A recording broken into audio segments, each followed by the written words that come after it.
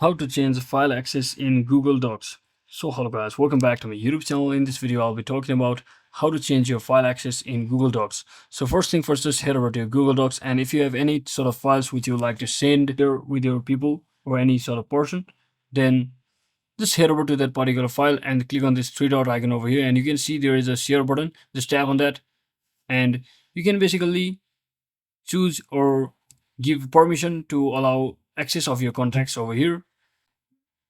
And if you like to manage access, you just have to click on this three dot icon once again and click on this manage access button over here. And as you can see, currently it's on restricted, so only the people that are added can open this link. So if you would like anyone to open this file, then you just have to click on this change button over here, and you can simply click on this restricted and just select this option, that is anyone with the link.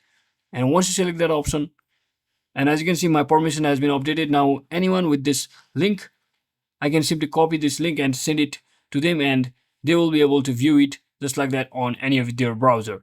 So that is it for today guys. Thanks for watching. Don't forget to like and subscribe. See you on the next one.